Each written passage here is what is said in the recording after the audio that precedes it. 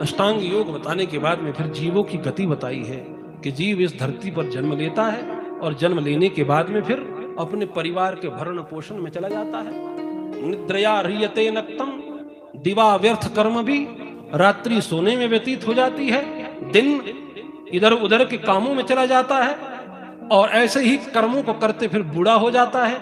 और फिर घर वाले, भागवत कह रहे हैं, हाँ, फिर घर वाले उसे बूढ़े बैल की तरह एकांत में छोड़ देते हैं।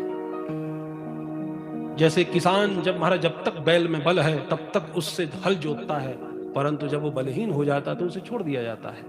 ऐसे ही कहते वो जीव भी फिर वृद्धावस्था में एकांत में पड़ा हुआ है। जिसके भय से समूचा परिवार कांपता था, आज वो महाराज एकांत में पड़ा रहता है और फिर भी उसकी आसक्ति नहीं छूटती है।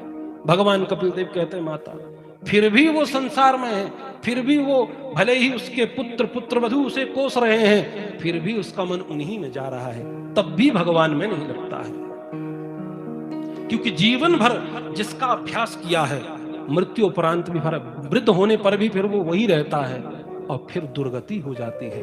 उसका जो आत्मा है वो देह को छोड़ देती है और जैसे ही देह को छोड़ती है तो यातना देह आवृत्य पाशैर्बद्धा गलेर बलात्, उसी समय यातना देह उसके आत्मा को ग्रहण कर लेती है और यमदूत पाश से बांधकर गले से खींचते हुए ले जाते हैं महाराज पर यमपुरी की।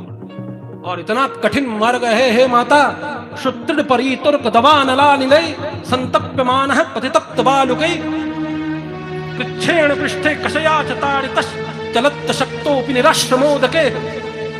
मार्ग में तप्त बालू है, हजारों सूर्य के बराबर प्रकाश है, कहीं भोजन नहीं मिलता, कहीं जल नहीं मिलता है। और जब वो जीव थक जाता है, थक करके गिर जाता है, तो पुनः उसकी पीठ पर कोड़े मारे जाते हैं, फिर जागता है, फिर कुछ देर चलता है, फिर बेसुध होता है। ऐसे घसीटते हुए उसे नरक में ले जाते हैं और नरक में जाकर के महाराज अपने कर्मों की नाना यातनाओं को भोगने के पश्चात में महाराज फिर शुद्ध होकर के वहां से चंद्रलोक में जाता है। फिर चंद्रलोक से पुनः मेघों में आता है और मेघों से फिर वर्षा का जल बन के बरसता है और वर्षा के जल से फिर धरती में चला जाता है। धरती में फिर अन्न में उगाता है, अन्न फिर पुरुष ग्रहण करता है, फिर पुरुष के तेज से माता के गर्भ में पुनः चला जाता है।